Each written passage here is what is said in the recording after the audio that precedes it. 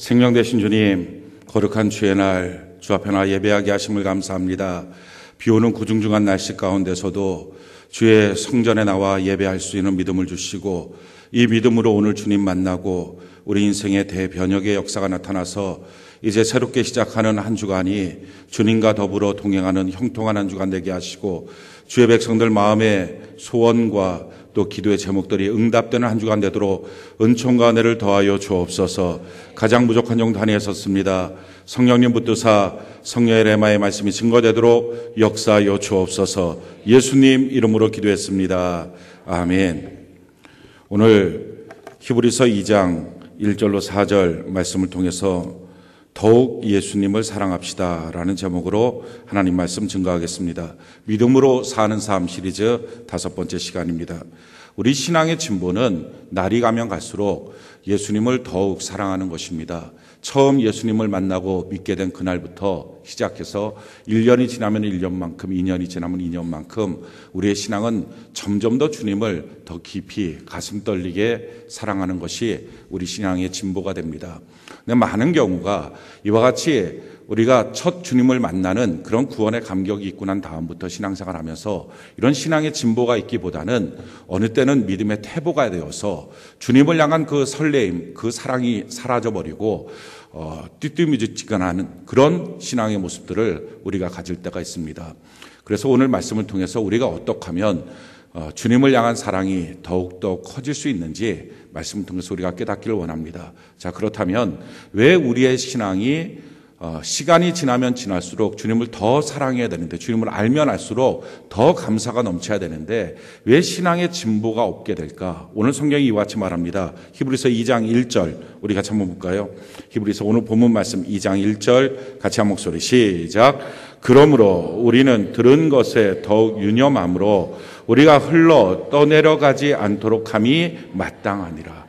왜 우리의 신앙의 진보가 없을까? 떠내려가기 때문이다라는 것입니다. 살아있는 물고기는 상류로 올라갈 줄 압니다. 근데 죽은 물고기는 그냥 떠내려가게 됩니다. 세파에 떠내려가고 죄에 떠내려가고 욕심에 떠내려가고 사람들의 모든 일들 가운데 떠내려가는 일들을 맞이하게 될 때 우리의 신앙생활이 날이 가면 날이 갈수록 진보하는 것이 아니라 믿음의 퇴보가 있게 된다는 것입니다. 자, 그렇다면 어떻게 하면 세파의 죄의 마귀의 도전 가운데 떠내려가지 않을 수 있을까요? 우리 1절 말씀 다시 한번 봅시다. 시작.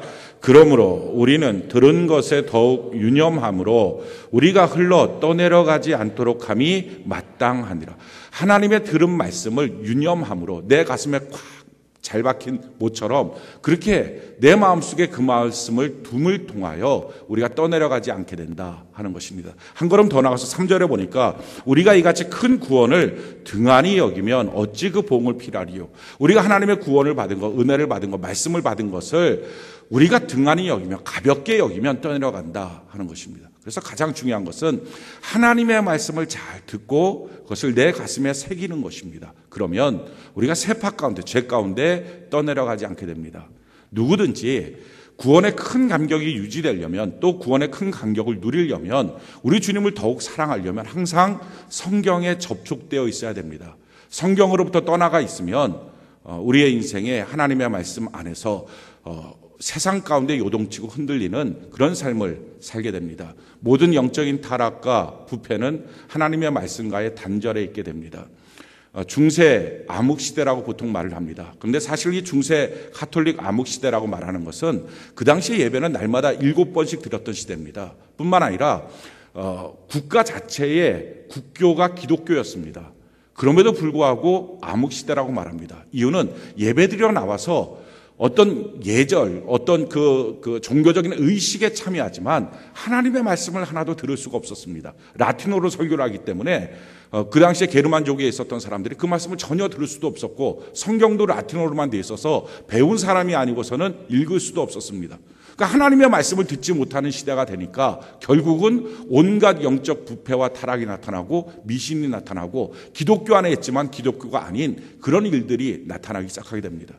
우리도 마찬가지입니다. 하나님의 말씀을 우리가 듣지 못하면, 하나님의 말씀과의 단절이 있게 되면, 그렇다면 우리의 신앙도 어느 순간부터인가 우리가 예전에 배웠던 무당을 섬기고 또 여러 가지 잡신을 섬겼던 기복신앙의 모습 가운데 그대로 빠질 수밖에 없습니다. 하나님의 말씀을 잘 붙잡고 있는 것, 하나님의 말씀을 우리의 가슴에 새기는 것, 이것이 바로 우리가 날마다 신앙의 진보가 있고 우리 예수님을 더 사랑하게 만드는 힘이 됩니다. 악한 마귀는 끊임없이 우리가 말씀을 들을 수 없도록, 말씀과의 관계가 끊어지도록 노력을 합니다. 그래서 영적인 실패는 그냥 영적인 실패가 뚝 떨어져 나오는 게 아니라 그 먼저 항상 하나님의 말씀을 듣지 못하게 만드는 마귀의 도전이 있습니다. 하나님의 말씀을 듣는 공간, 시간, 사람에 대해서 마귀는 공격합니다. 이게 제일 첫 번째 공격이 분주함입니다. 너무 일이 많은 거예요.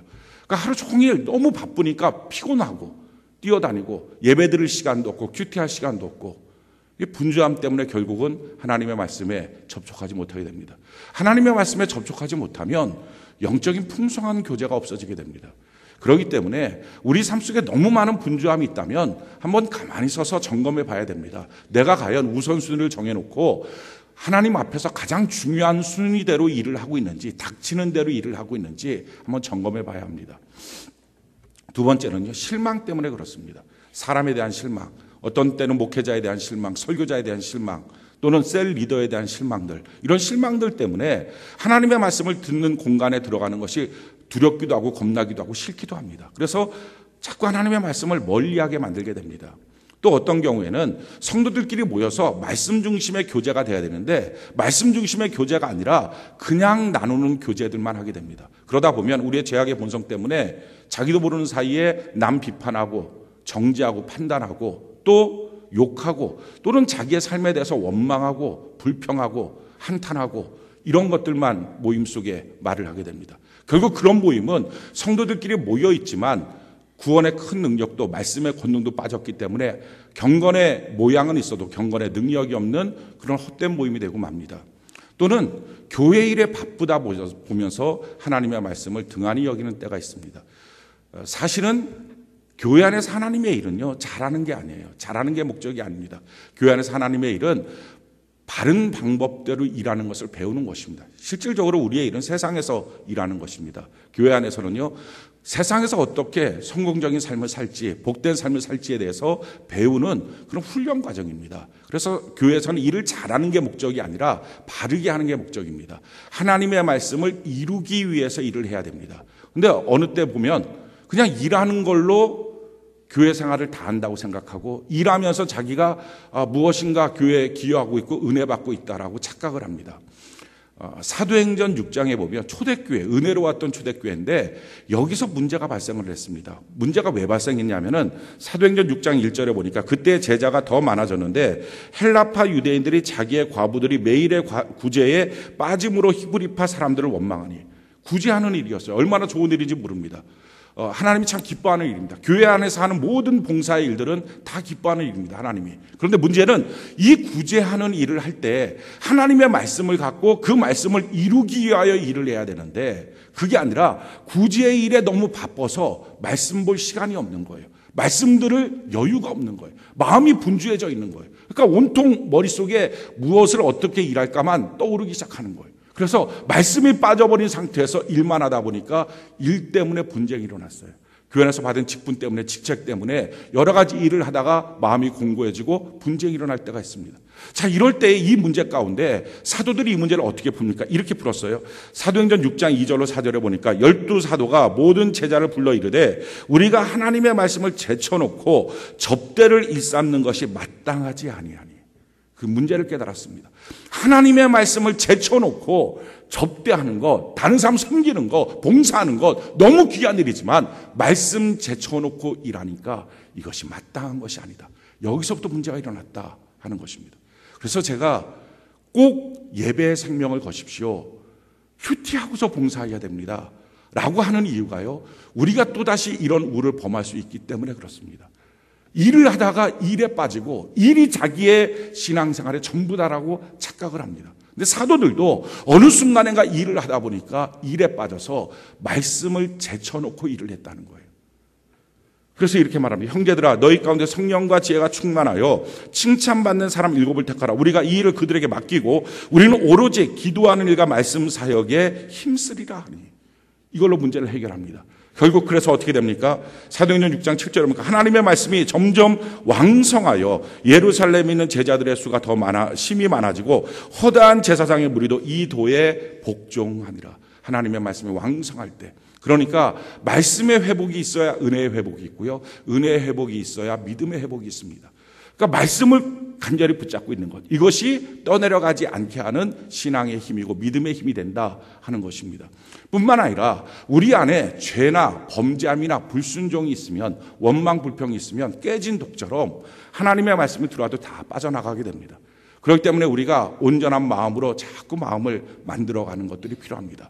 자, 이렇게 하나님의 말씀을 우리가 꽉 유념하고 붙잡고 등한시 여기지 않고 하나님의 말씀에 항상 붙어 있는 것, 이것이 너무 중요한데 이것을요, 우리 혼자서 이룰 수가 없다는 것입니다.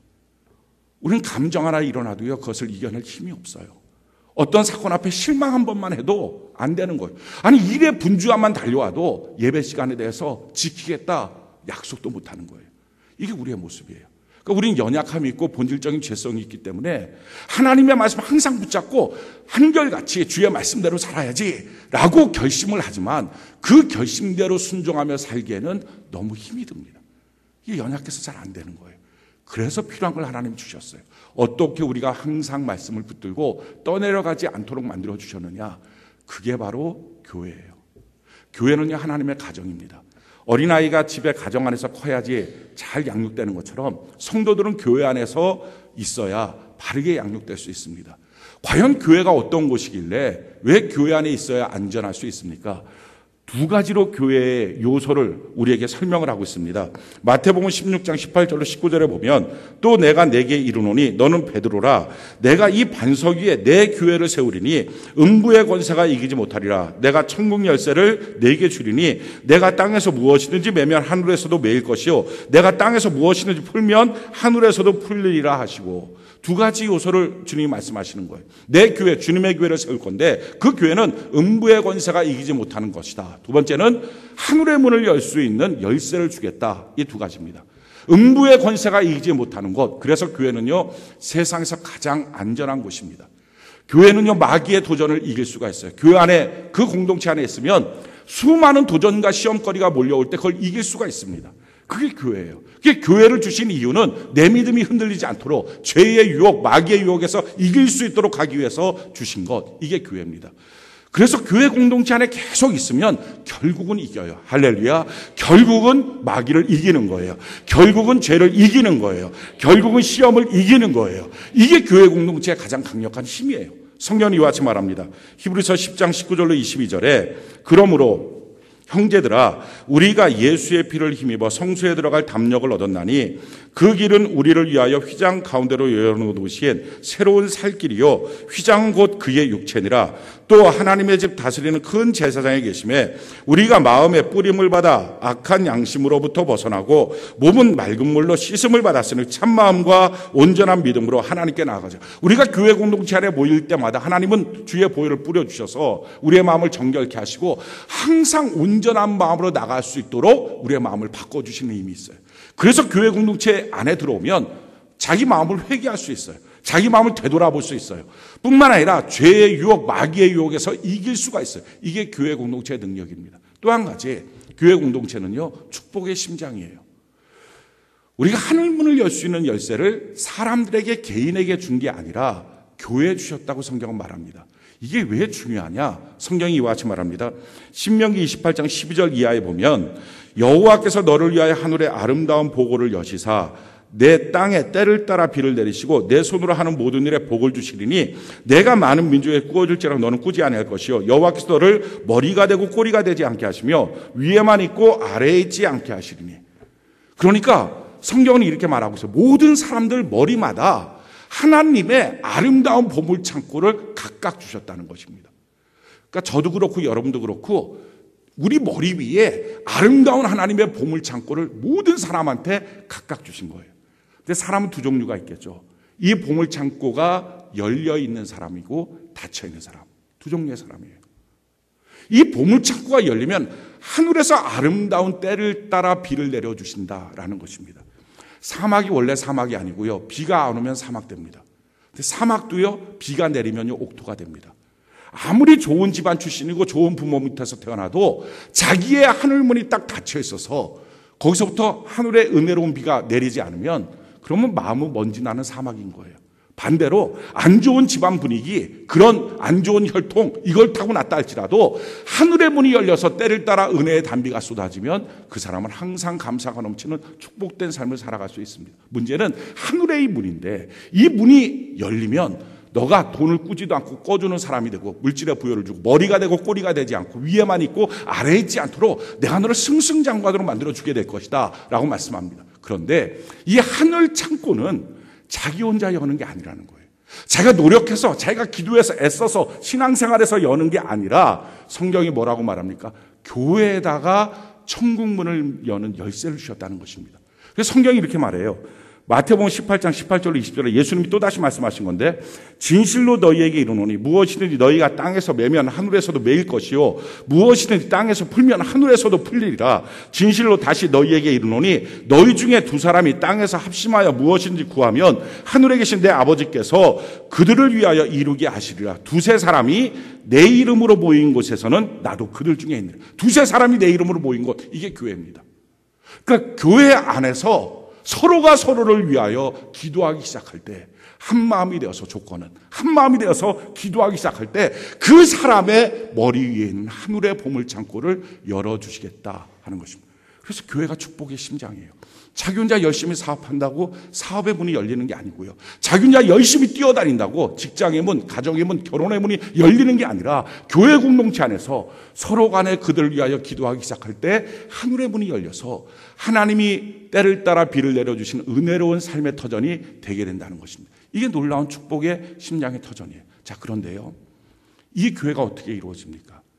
성경은 교회를 이루는 방법을요, 예배드리러 가면 이루어진다, 교회 교적부에 이름을 쓰면 이루어진다, 이렇게 말씀 안 하시고요, 한마디로 말씀하셨어요. 서로 지체가 돼야 된다라는 거예요. 이 지체가 뭡니까? 예수님이 머리고요, 몸인 교회에 우리가 지체라는 거예요. 손가락, 발가락이 지체예요. 눈, 코, 입이 이런 게 지체예요. 폐, 심장, 위, 간 이런 게 지체예요. 그러니까 이 지체라고 하는 것은 한마디로 말하면요, 생명이 연결되어 있는 거예요. 나와 교회 공동체가 생명이 연결되어 있는 거예요. 또 이 지체라는 것은요, 다 역할이 있어요. 역할이 없는 몸에 지체가 없어요. 다 역할이 있어요. 이 역할이 있다는 것은 교회 공동체 안에서 내가 어떤 봉사하는 사람이다, 내가 이런 봉사한다, 저런 봉사한다, 그것도 포함되지만 사실은요, 더 중요한 것은 자기 안에 역할에 대한 의식을 갖는 거예요. 예배를 드릴 때 나 없으면 예배 못 드려? 알아서 예배 드리겠지. 내가 뭐 설교하는 사람도 아닌데, 내가 뭐 기도하는 사람도 아닌데, 내가 셀장도 아닌데 나 없으면 예배 못 드리겠어? 그게 아니고요, 내가 꼭 있어야지 내 예배인데, 그래서 셀 예배 가는 거예요. 내가 꼭 있어야지 내 예배인데, 그래서 주일 예배를 가는 거예요. 역할의식 뿐만 아니라 이 지체됨이라는 것의 가장 중요한 특징은요, 서로가 서로를 용납해 주는 거예요. 왜 용납이 필요하냐? 교회는요, 비슷한 사람들끼리 모여있는 곳이 아닙니다. 동호회가 아니에요. 우리들끼리 모아서 야, 너도 나도 좋다, 우리 같이 모이자, 이게 아니고요, 에클레시아, 우리 하나님이 불러주신 거예요. 그러니까 불러주셨으니까 출신 성분이 달라요. 습관이 다르고요, 태도가 달라요, 말투가 달라요, 고향도 다 달라요. 그러니까 이게 다 다르니까 상대의 모습을 보면서 오해하게 하시고요, 상대의 모습을 보면서 싫은 모습들이 나타나는 거예요. 자기하고 맞지가 않은 거예요. 그래서 교회 공동체 안에 꼭 필요한 것, 서로가 서로를 위해서 용납함이 필요하다는 거예요. 분쟁이 없어야 된다는 거예요. 성경이 이와 같이 말합니다. 고린도서 12장 25절로 27절에 몸 가운데서 분쟁이 없고 오직 여러 지체가 서로 같이 돌보게 하셨느니라. 만일 한 지체가 고통을 받으면 모든 지체가 함께 고통을 받고, 한 지체가 영광을 얻으면 모든 지체가 함께 즐거워하느니라. 너희는 그리스도의 몸이요 지체의 각 부분이라. 그러면서 이렇게 말씀합니다. 골로새서 3장 12절로 14절에 그러므로 너희는 하나님이 택하사 거룩하고 사랑받는 자처럼 긍휼과 자비와 겸손과 온유와 오래 참음을 옷 입고, 누가 누구에게 불만이 있거든, 그러니까 교회 생활하면서 불만이 있을 수 있다는 거예요. 서로 다르니까 살아온 경력이 다르고 지금 고민거리가 다르니까요. 그러니까 그가 하는 말이 내한테는 어떤 때 상처가 되고 아픔이 될 수 있어요. 불만이 있을 수 있단 말이죠. 자, 불만이 있을 땐 따져라. 그래서 해결하라. 이렇게 말씀 안 하고요. 너희가 누구든지 누구에게 불만이 있거든 서로 용납하여 피차 용서하되 주께서 너희를 용서하신 것 같이 너희도 그리하고 이 모든 것 위에 사랑을 더하라. 이는 온전하게 매는 띠니라. 이게 지체됨이에요. 오늘날 교회의 능력을 우리가 경험할 수 없는 이유는요. 교회에 나오는 것이 군집으로 나오는 거예요. 예배 드리는 군중이에요. 그래서 예배 드리고 나가서 그냥 예배 드리고 돌아가요. 누가 아픈지 누가 힘든지 서로 느낄 수가 없는 거예요. 지체가 안 돼 있는 거예요. 그냥 자기 혼자 예배 드리고 돌아가요. 그러다 보니까 교회 생활이 그냥 위로는 받을 수 있어요. 예배 시간에 은혜 받았다. 무엇을 하면 되겠구나 라고 깨달은 것도 있을 수 있어요. 근데 문제는 그것만 있지 실제로 교회 안에서 가장 안전한 곳인데 이 안전한 곳에서 시험에 드는 거예요. 마귀의 유혹에 빠지는 거예요. 도리어 시험 들어도 마귀의 유혹과 도전이 있어도 이길 수 있는 것이 교회인데 교회 공동체 안에서 시험이 들어요. 교회 공동체 안에서요. 하나님의 복을 받아야 되는데 그 복을 받지 못하고 세상에 가서 빌붙어 있는 인생이 되는 거예요. 하나님께 복을 받아서 우리가 세상을 바꾸고 세상에 복을 나눠주는 하나님의 사람이 돼야 되는데 그렇게 되지 않는 거예요. 왜요?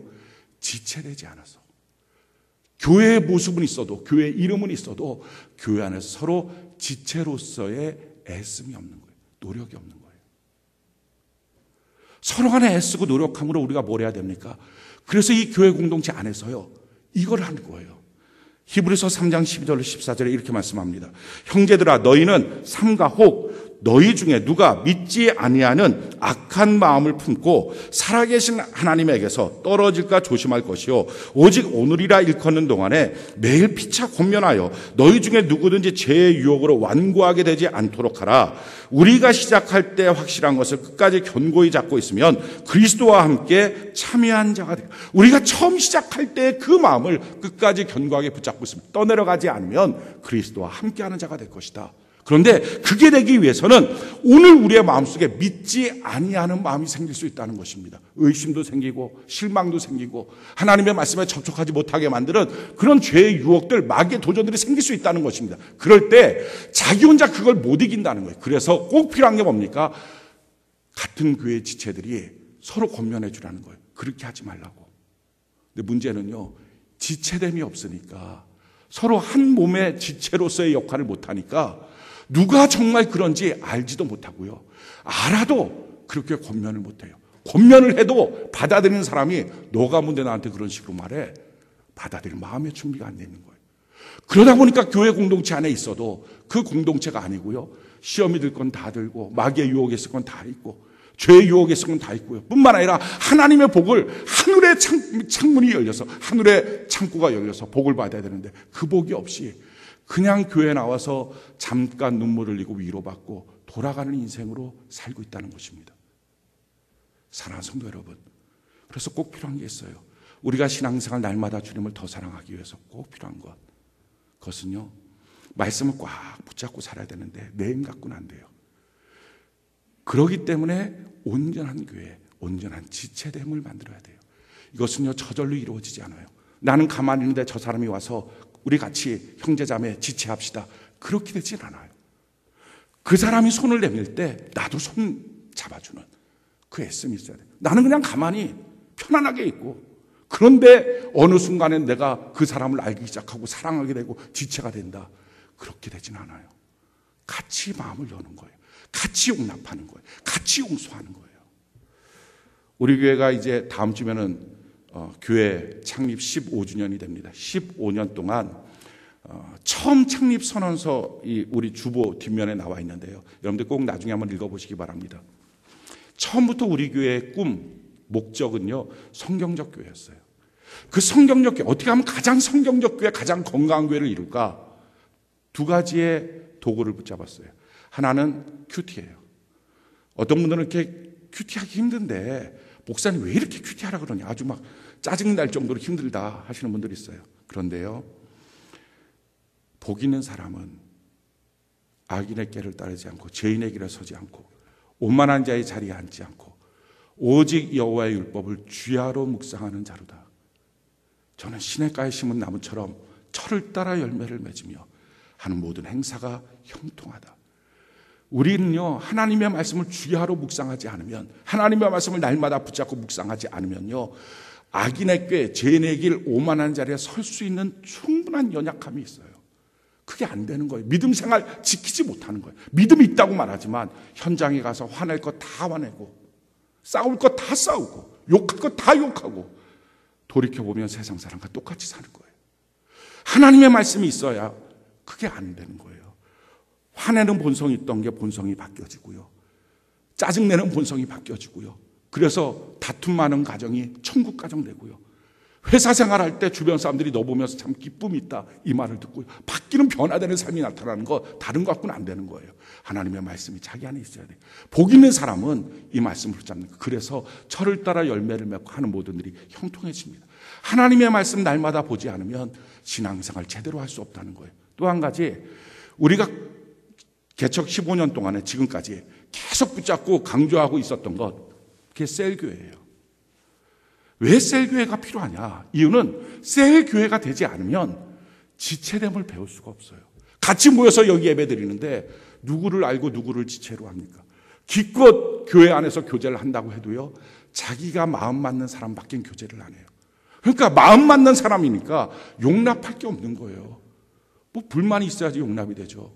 마음 맞는 사람이니까 그냥 교회 아니어도 그 사람이랑 전화 통화하는 거 부담이 없는 거예요. 근데 셀 안에 모이면요, 자기가 마음에 맞는 사람, 안 맞는 사람 여러 사람이 있어요. 셀로 모여야 지체를 배워요. 개척 15년 동안에 끊임없이 강조하고 우리 교회가 달려갈 길이라고 요구했던 것, 큐티합시다. 또 셀교회로 모입시다. 이 두 가지였어요. 이 두 가지가 너무 감사하게 지난주에 우리가 통계조사를 내보니까요, 출석 성도들의 전체 60%가 항시적으로 큐티를 하고요, 항시적으로 셀 모임에 참석해요. 너무 감사합니다. 이제 그게 너무 귀한 일인데요, 그게 목적이 아니에요. 큐티하는 것이 신앙생활 전부, 셀교회 참석하는 것 신앙생활 다 됐다, 이게 아니에요. 이거는요, 우리가 건강한 교회, 신앙적 교회, 성경적 교회를 이루기 위한 도구예요. 그게 그릇이에요. 이 그릇 안에 꼭 담겨야 될 게 있어요. 그게 사랑이에요. 그 사랑의 지체됨, 이게 필요해요. 그 사랑으로 예수님 사랑하고, 그 사랑으로 교회 사랑하고, 성경 사랑하고, 그 사랑으로 성도들을 사랑해 주는 거예요. 그 사랑으로 성도들을 사랑하는 시간이 흘러가다가 어느 순간인가 누군가 믿음이 흔들리면 가서 권면할 수 있어요. 자신 있게 권면할 수 있고요, 그 권면을 감사함으로 받아들일 마음의 준비가 되는 거예요. 이게 진짜 교회예요. 이 진짜 교회를 이루는 것은요, 누구 다른 사람을 위해서가 아니에요. 그게 저와 여러분들, 우리 각자를 위해서예요. 진정한 교회가 이루어져야 우리의 신앙도 흔들리지 않고요, 진정한 교회가 이루어져야 우리가 하나님 안에 온전한 보호를 받고요, 하나님 앞에 내 마음의 소원을 아뢰을 때마다 하늘문이 열려서 하나님의 복을 경험할 수 있어요. 오늘날 너무 많은 성도들이 교회 군집으로 다닙니다. 군중으로 다녀요. 내 교회가 없이 그냥 왔다 갔다 하는 거예요. 성도들과의 교통함과 교제함이 없어요. 날마다 하나님의 말씀을 묵상하지 않아요. 그리고서는 이런 내용들이 없이 자기가 하고 싶은 봉사, 하고 싶은 사랑, 하고 싶은 공부, 하고 싶은 일만 합니다. 성숙이 없어요. 우리가 다음 주에 교회 창립 기념주일이에요. 우리가 한 주간 건강한 교회, 성경적 교회를 위해서 묵상하며 달려갈 때 먼저는 우리 자신부터가 정말 날마다 큐티함으로 하나님의 말씀 앞에 우리가 딱 붙어 있어서 주님과의 풍성한 교제를 꼭 누리시길 바라고, 이거 남을 위해서 하는 게 아닙니다. 어느 누구든지 하나님의 말씀에 떨어져 있으면 어떻게 온전한 신앙생활을 하겠습니까? 꼭 붙어 있는 것. 두 번째, 셀교회에 지금까지 참여하지 않았으면 참여하십시오. 힘들 겁니다. 어떤 분들은 그것이 자기의 특성에 맞지도 않고요, 그 시간에 가서 뭐 하나 하는 생각이 있을 겁니다. 그래도 꾸준히 참여해 보십시오. 꾸준히 참여하다 보면 한 가지를 얻어요. 그 사람이 누군지, 그 사람이 뭘 아파하는지, 그 사람이 뭐 때문에 힘들어하는지, 이거 얻으라고 셀교회가 있는 거예요. 그 사람의 신앙이 지금 앞으로 전진하고 있는지 아니면 흔들리고 퇴보하고 있는지, 이걸 알아야 그에게 권면하고 붙들어주고 기도할 수 있어요. 이런 지체됨의 교회가 이루어져야 그때부터 진짜 사랑이 나옵니다. 지체가 되지 않고서 사랑하면 누구를 사랑합니까? 방향이 있습니까? 목적이 있습니까? 그냥 말만 좋아하는 사랑밖에 되지 않습니다. 그런데 정말 어느 사람을 향해서 불만이 있을 때 용납하는 힘을 통하여 사랑을 배우고, 용서하는 은혜를 통하여 사랑을 배우고, 그리고 그를 위해서 기도해 주는 걸 통하여, 권면해 주는 걸 통하여 사랑을 배우고, 누군가의 말을 들을 때 그 말 앞에 내가 겸손해지는 걸 통해서 또 사랑을 배우고, 이게 진정한 교회예요. 우리가 이런 교회를 이루어서 저도 여러분도 보호받고 복을 받아서 이 땅에서 하나님의 복된 사람으로 세상 만민들이 저와 여러분들 때문에 복을 받는 복의 통로 되기를 예수님 이름으로 축원합니다. 우리 이 시간에 같이 하나님께 찬양 올려드리겠습니다. 우리 기대라고 하는 찬양을 부를 건데요. 무관심하지 말고, 미워하거나 정죄하지 말고, 원망하거나 불평하지 말고, 또 한 가지요, 자기 중심적으로 살지 말고요. 예수 믿는 사람들이 결국은 꼭 버려야 되는 것, 자기 중심적인 삶이에요. 자기 먼저의 삶이에요. 우리가 예수님 따라가는 삶은요, 예수님이 우리를 위하여 살았던 것처럼 우리도 누군가를 위해서 사는 삶이 돼야 돼요. 그래서 자기 중심적인 삶이 되면요, 신앙생활은 이기적이 되면 성숙할 수가 없어요. 우리가 우리 주변들을 바라보면서 이제는 정죄하고 원망하는 자가 아니라 기대하는 거룩한 백성 되기를 바랍니다. 우리 같이 찬양